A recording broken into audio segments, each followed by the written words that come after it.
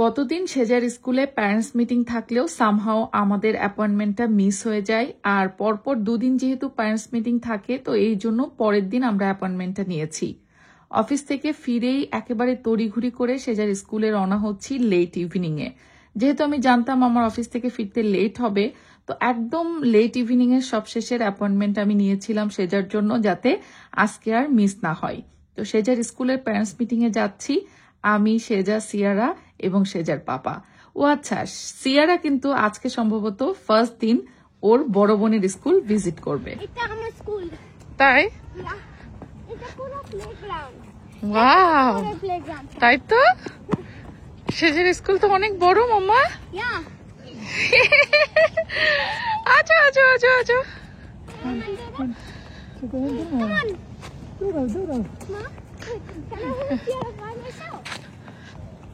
আমার মুখ লাইক আমি খুবই এক্সাইটেড হয়ে গেছি। মা, ওয়াও, দেখো। হ্যাঁ, এগুলো কি তোমাদেরকে দিয়ে করায় না ও টিচাররা করেছে বা স্টাফরা? আমরাই করি। তোমরাও করেছো? ওকে, দাঁড়াও, তোমরা দাঁড়াও, এখানে ছবি তুলে দিই। আমরা সেজার স্কুলের প্যারেন্টস মিটিং শেষ করলাম। আর সেখানে যে ফুডের ব্যবস্থা ছিল, আমি এটা নিয়ে আসছি, বাচ্চারা কুকিজ নিয়ে আসছে। তুমি কি নিয়ে আসছো? তুমিও কুকিজ নিচ্ছ? তুমি বাচ্চা মানুষ। এই যে এখন হ্যালোউইনের টাইম।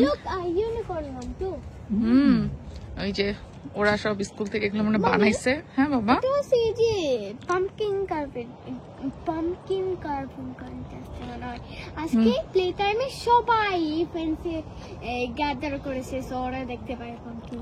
ওকে, আচ্ছা। এই যে দেখো, এটার মুখের মধ্যে আবার বাতি জ্বালাইছে, সুন্দর করছে, অনেকগুলা করছে এখানে। এই যে দেখো, এই যে এটা আর একটা ভূত, চুলালা ভূত।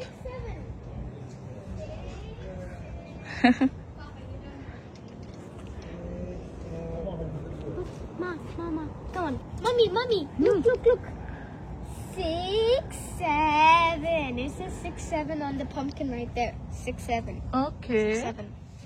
প্যারেন্টস মিটিং শেষ করে আমরা যখন বের হচ্ছি তখন চারিদিকে অলরেডি অনেক অন্ধকার হয়ে গেছে, বাট এখনো আশেপাশে অনেক প্যারেন্টসটাই মিটিং শেষ করে বের হচ্ছিল।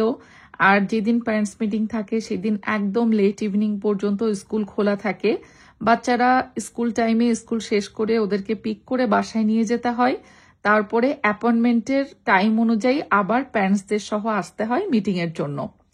তো যাই হোক, এরকম মানে ওদের টার্ম মিটিং থাকে, যে টার্ম মিটিং অনুযায়ী 2-3 মাস পর পর প্যারেন্টসরা এসে তাদের কোনো কথা থাকলে সেগুলো টিচারের সাথে শেয়ার করে, আবার স্টুডেন্টের ইমপ্রুভমেন্ট কেমন কি হচ্ছে সেগুলো টিচাররা প্যারেন্টসদের সাথে শেয়ার করে।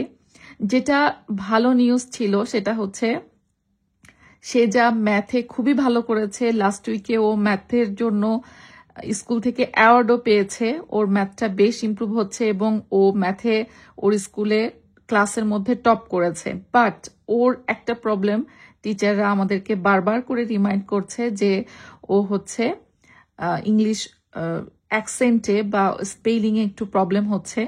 যেহেতু আসলে আমরা ইংলিশ কান্ট্রি থেকে না, মানে আমরা বাংলাদেশি, সো বাসায় দেখা যাচ্ছে বাংলাতেই কথা বলা হয় বাচ্চাদের সাথে। তো ওই জন্য সে যা 2 ল্যাঙ্গুয়েজ একসাথে অ্যাডাপ্ট করতে গিয়ে ওর হয়তো বা স্পেলিং এ এরকম একটু প্রবলেম হচ্ছে, এটাই টিচারদের ধারণা। তো তারা আমাদেরকে খুব করে বারবার রিকোয়েস্ট করে প্রতি মিটিং এ যেন আমরা বাসাতেও ওর সাথে ইংলিশে কমিউনিকেট করার চেষ্টা করি। কেমনে করব বলেন তো, আমাদের নিজেদেরই তো ইংলিশের অ্যাকসেন্ট ভালো না, তারপরে এখন যদি আমরা ওই বাংলাদেশি ইংলিশ অ্যাকসেন্টে কথা বলতে যাই, ওদের কি সেই অ্যাকসেন্ট কখনো ভালো হবে? যাই হোক, তারপরেও টিচারদের তরফ থেকে টিচারদের যতটুকু আমাদেরকে রিকোয়েস্ট করার দরকার তারা প্রতি মিটিংয়েই করে, যেন আমরা বাচ্চাদের সাথে ইংলিশে কনভারসেশন করি বাসাতেও। এটা কি আদৌ সম্ভব? এটা করতে গেলে তো দেখা যাচ্ছে ও বাংলাই ভুলে যাবে। তো যাই হোক, টিচাররা আসলে খুবই পোলাইটলি একজন স্টুডেন্টের যেই যেই সেক্টরে ল্যাকিংস থাকে সেগুলো ইমপ্রুভ করার জন্য যথাসাধ্য চেষ্টা তারা করেন। সেজাকেও তারা আলাদা ইংলিশ স্পেলিং ক্লাবে দিয়েছে যাতে ওর ইংলিশ অ্যাকসেন্টটা আরো ইমপ্রুভ করে। ইনশাল্লাহ আস্তে আস্তে ইমপ্রুভ করবে। আর যত যাই হোক আমরা বাসায় ওর সাথে ইংলিশে কথা বলতে কখনোই পারবো না, কারণ আমাদের নিজেদের ইংলিশটাও আসলে টু বি অনেস্ট অত ভালো না। এটা আসলে লজ্জার কিছু নেই, আমরা তো আসলে বড় হয়েছি বাংলাদেশে, তো দেখা যাচ্ছে আমাদের অ্যাকসেন্টটা কিন্তু কখনোই ওই প্রপার অ্যাকসেন্টটা আসে না। তো ইনশাল্লাহ বাচ্চাদের হয়তো আস্তে আস্তে প্র্যাকটিসে চলে আসবে। তো এবার এসেছি সেন্সবেরিজে কিছু ফ্রুটস বা মানে দৈনন্দিন কিছু জিনিসপত্র কিনতে, যে বাইরে যখন বের হয়েছি বাসার জিনিসপত্র কিনে নিয়ে যাই। ফ্রুটসের সেকশনে এসে দেখি যে ওমা, কলার যে সেকশন এখানে মনে হয় টর্নেডো গেছে, সব কিছু একেবারে এলোমেলো করে অবস্থা খারাপ। তারপরেও আমরা বেছে শুনে কিছু ফ্রুটস নিয়ে নিলাম। আর এদিকে চিজ নিয়ে নিচ্ছি। আমাদের বাসায় পাস্তাটা খুবই চলে, বিশেষ করে আমার বড় মেয়ে সেজা, ও পাস্তা খুব পছন্দ করে। আর এদিকে পাস্তার জন্য আমি নিয়ে নিলাম কিছু হ্যালাপিনোটা শেষ হয়ে গিয়েছিল। ক্যাপসিকামও নিয়েছি। আমার যে পছন্দ এই হ্যালাপিনো, একটু একটু টক টক ঝাল ঝাল লাগে, আমার কাছে খুবই ভালো লাগে।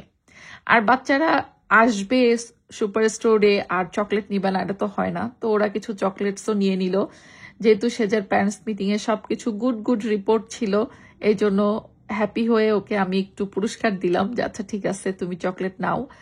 এদিকে কিছু মাশরুম নিয়ে নিলাম যাতে আমরা বাসায় গিয়ে একটু পাকোড়া বানিয়ে খেতে পারি। আচ্ছা ঠান্ডার দিনে কেন একটু পাকোড়া মন চাই বলেন তো? সন্ধ্যা হলেই মনে হয় যেন একটু পাকোড়া খাবো, একটু দুধ চা বসাবো। আর গরমের দিনে কিন্তু ওই ফিলিংসটা আসে না, বাট ঠান্ডার দিনে এটা খুব করে ইচ্ছা করে সন্ধ্যা হলেই একটু ভাজা পোড়া খেতে হবে। তো যাই হোক, এবার আমাদের বাসায় যাওয়ার পালা আস্তে ধীরে। আর বাসায় গিয়েও অনেক কাজ বাকি, যেহেতু সারাদিন আমি বাসায় ছিলাম না, অফিস থেকে ফেরার পরে বাসায় অনেক কাজ জমে থাকে। আর আমি যেটা করি, চেষ্টা করি প্রতিদিনই পরের দিনের রান্নাবান্নাগুলো আগের দিন রাত্রেই সেরে রাখতে। তো বাসায় ফেরার সময় দেখি যে ফায়ারওয়ার্কস হচ্ছে, মেবি দিওয়ালি এরকম কিছু একটা চলতেছে। তো আসলে ইংল্যান্ডের সব কমিউনিটির মানুষই রয়েছে। এটা খ্রিস্টান প্রধান দেশ হলেও এখানে প্রচুর মুসলিম, তারপরে হিন্দু বা অন্যান্য অনেক ধরনের ধর্মের মানুষজনের বসবাস। তো প্রতিটা উৎসবের সময়ই প্রতিটা ধর্মের যখন যার যেটা উৎসব হয় তখনই দেখা যাচ্ছে বেশ ভালো সেলিব্রেশন চারপাশে দেখা যায়। আচ্ছা, তো বাসায় ফেরার পথে হঠাৎ করে আমার খুব ইচ্ছা করেছিল যে আমি লাড্ডু খাবো। আম্বালার এই ঘিয়ের লাড্ডুটা আমার খুব পছন্দ, মতিচুর লাড্ডু। তো সেজার পাপা হুট করে গাড়ি থামিয়ে বলছে তোমরা বসো, আমি আসতেছি। তা আমি বলতে না বলতেই দেখি যে লাড্ডু নিয়ে আসছে সে। যেহেতু আমি লাড্ডু খাবো বা লাড্ডু খেতে ইচ্ছা করছিল, বলেছিলাম 2 দিন আগে সম্ভবত, তো এই হচ্ছে আমার পছন্দের লাড্ডু, যেটা আমার খুবই ভালো লাগে। যাই হোক, থ্যাংক ইউ সো মাচ। তোমাকে অবশ্য সরাসরি থ্যাংক ইউ দেওয়া হয়নি, ভিডিওতে দিয়ে দিলাম। জানি যদিও তুমি আমার ভিডিও দেখো না সেজার পাপা, বাট তারপরেও অনেক থ্যাংক ইউ।